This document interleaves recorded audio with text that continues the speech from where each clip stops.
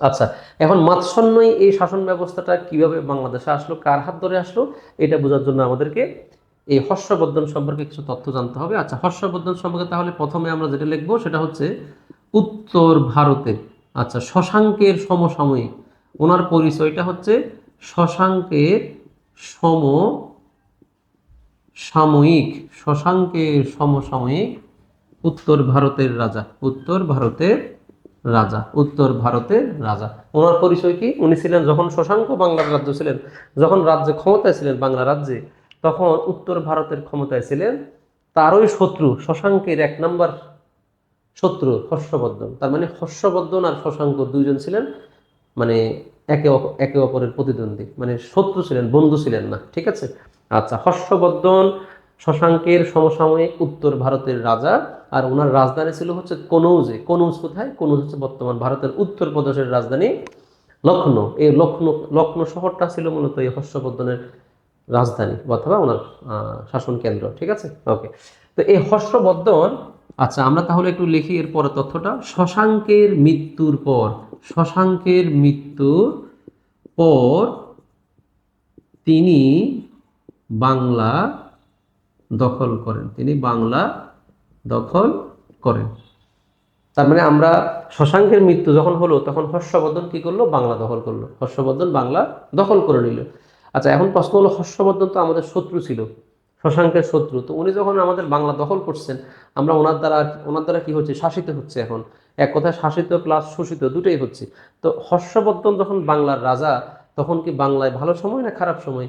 নিঃসন্দেহে খারাপ সময়, কারণ উনি একত ওনার শত্রুর রাজ্য দখল করছেন, আর দ্বিতীয়ত শশাঙ্কের সময়ে আমরা অত্যন্ত ভালো ছিলাম। তো সব দিক বিবেচনা করে আমরা বলতে পারি হর্ষবর্ধনের আমল, ওনার হাত ধরে অথবা ওনার শাসন আমলে মূলত বাংলায় অরাজকতা শুরু হয়েছে অথবা খারাপ যুগের শুরু হয়েছে, যেটাকে আমরা বলতে পারি মৎস্যন্নয় যুগের সূচনা হয়েছে, ঠিক আছে।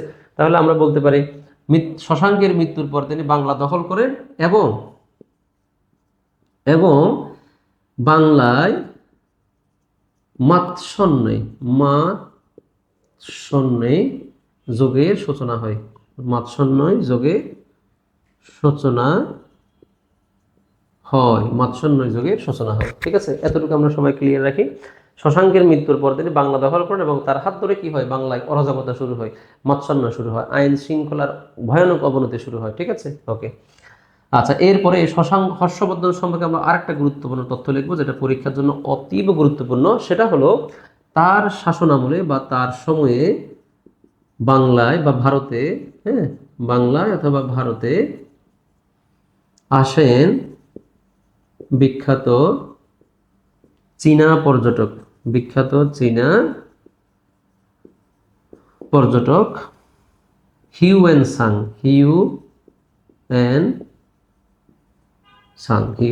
ঠিক আছে।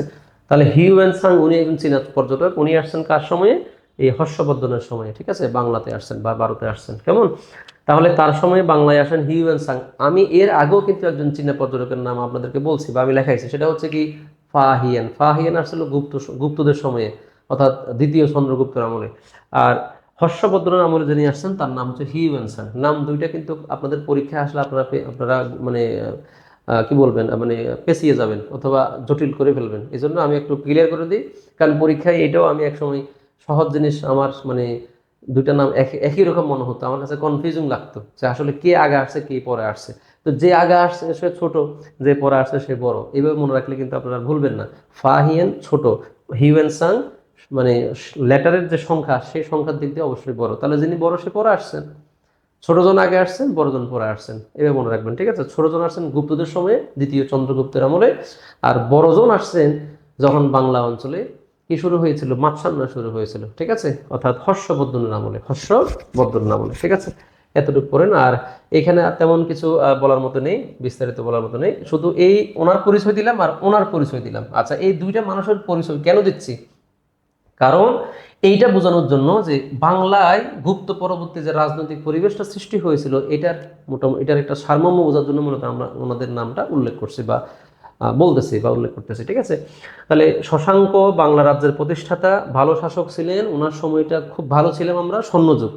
মৃত্যুর পরে পার্শ্ববর্তী রাজ্যের রাজা হর্ষবর্ধন আমাদের দখল করলেন এবং ওনার হাত ধরে বাংলায় কি আসলো, অরাজকতা আসলো, যেটাকে আমরা কি বলি, মাৎস্য নেই। আচ্ছা এখন আসেন, এই মাৎস্য নেই এই অরাজকতার যুগটা কত বছর স্থায়ী ছিল? হ্যাঁ, পরীক্ষায় আসছিল যে মাৎস্যন্যায়ের সময়কাল নির্দেশ করো, তো ওইখানে অপশনে আনসার ছিল সপ্তম থেকে অষ্টম। আচ্ছা, সপ্তম থেকে অষ্টম শতাব্দী।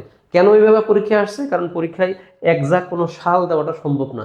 কারণ আমরা কখনোই বলতে পারি না যে মাৎস্যন্যায় শুরু হয়েছে 630 খ্রিস্টাব্দে, শেষ হয়েছে এটা বলা সম্ভব নয়। এই জন্য একটা আনুমানিক সময় আমরা কি করছি, আমরা মনে রাখছি। ঠিক আছে, তারপরেও যদি বলতে হয়, স্পেসিফিকলি যদি বলতে হয়, আমরা এভাবে বলতে পারি শশাঙ্কের মৃত্যুর পর থেকে মূলত কি মাৎস্যন্যায়ের শুরু। তাহলে মাৎস্যন্যায়ের শুরু যদি আমরা স্পেসিফিকলি বলি 630 থেকে 756 সাল পর্যন্ত আমরা বলতে পারি। 57 না 56, ঠিক আছে। এখন প্রশ্ন হলো 56 কি? 56 হলো ওই গোপালের ক্ষমতায় আরোহণের বছর। তার মানে পাল বংশের যিনি প্রতিষ্ঠাতা উনি, ওনার ক্ষমতায় বসার সময় আর হচ্ছে শশাঙ্কের মৃত্যুর সময়, দুইটার মধ্যখানে যে সময়টা, এটাকে আমরা বলি বাংলার মাৎস্যন্যায়। এটা যদি স্পেসিফিকলি বলা হয় তাহলে এটা বলা যায়, কিন্তু পরীক্ষায় কখনো স্পেসিফিক আসবে না, কারণ আজ থেকে 1500 বছর আগের ইতিহাসে এরকম একেবারে মানে টু দ্য পয়েন্ট কোনো ইয়ার নির্ধারণ মানে ভেরিফাই করে বলা এটা সম্ভব না। এই জন্য আমরা একটা আনুমানিক সময় জাস্ট কি করবো, মনে রাখার চেষ্টা করবো। ঠিক আছে, তাহলে এই সপ্তম থেকে অষ্টম শতাব্দীর এই সময়টা কালটাকে আমরা মাৎস্যন্যায় বলি। আর মাৎস্যন্যায় মানে হচ্ছে রাজনৈতিক অস্থিরতা, ললেসনেস, কোনো আইন নেই, জোর যার মূল্য তার, মাইট ইজ রাইট, যার শক্তি বেশি তার সে দুর্বলকে গ্রাস করে, ওই দুর্বল তার থেকেও যে বেশি দুর্বল তাকে গ্রাস করে।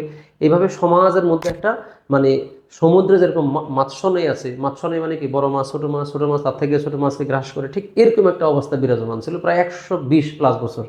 এই যে 120+ বছর, বুঝতে পারছেন? তাহলে এই সময়টা থেকে পরিত্রাণ লাভের জন্য 756 খ্রিস্টাব্দের দিকে বাংলার গণ্যমান্য ব্যক্তিরা তারা সবাই মিলে একটা বৈঠক করে তারা সিদ্ধান্ত উপনীত হয় যে এইভাবে আর আমরা বাংলা রাষ্ট্রে চলতে দিতে পারি না, এই অরাজকতা বন্ধ করতে হবে। এই অরাজকতা বন্ধ করার জন্য আমাদের যে কাজটা করতে হবে, একজন ব্যক্তিকে আমরা নেতা নির্বাচিত করব, ওই ব্যক্তি যেভাবে আমাদেরকে বলবো আমরা ঠিক সেভাবেই চলবো। তার মানে আমরা একটা নতুন লিডার কি করব, সিলেক্ট করব, আর সেই সিলেক্টেড লিডার আমাদের সবাইকে তার মতো করে শাসন করবে, আমরা সেটা মেনে নেব। তাহলে এইটা করলে পরে আমাদের দেশে বা আমাদের এই বাংলা রাজ্যে শান্তি ফিরে আসবে। এই বিশৃঙ্খলা, এই শক্তি যার বেশি, ক্ষমতা তার, সে এই যে মানে রাহাজানি, লুট, এগুলো বন্ধ হয়ে যাবে। তো সেই সিদ্ধান্ত থেকে মূলত 56 সালে বাংলার গণ্যমান্য মুরব্বীরা বসে তারা একজন রাজাকে নির্বাচিত করলো, যে রাজার নাম হচ্ছে গোপাল পাল। গোপাল পাল। আর এই গোপাল পাল থেকে মূলত আমরা কি পাই, পাল রাজবংশ তার ইতিহাসটা পাই। ঠিক আছে, তাহলে পাল রাজবংশের ইতিহাস আমি গুপ্তদের পরে যদি আমি এই আলোচনা না করতাম, তাহলে আপনারা পালদের ইতিহাসটা আপনারা বুঝতেন না। কেন পালরা আসছে? পালরা আসছে একটা বিশেষ প্রেক্ষাপটে। সেই প্রেক্ষাপটটা হচ্ছে মাৎস্যন্যায়। মাৎস্যন্যায় সৃষ্টি করছে কে? হর্ষবর্ধন। হর্ষবর্ধন কেন সৃষ্টি করছে? কারণ তার শত্রু ছিল বাংলার রাজা, যিনি বাংলার প্রথম রাজা, বাংলার প্রতিষ্ঠাতা রাজা শশাঙ্ক। ঠিক আছে, তাহলে শশাঙ্ক, হর্ষবর্ধন এবং মাৎস্যন্যায়, এই তিনটা জিনিস না পড়লে আমরা ইতিহাসের একটা যোগ আমরা মানে মিস করে ফেলবো, একটা গুরুত্বপূর্ণ পয়েন্ট আমরা বুঝবো না। অর্থাৎ পাল বংশের যে শানে নজুল, পিছনের যে প্রেক্ষাপট, এটা আমরা বুঝবো না। ঠিক আছে।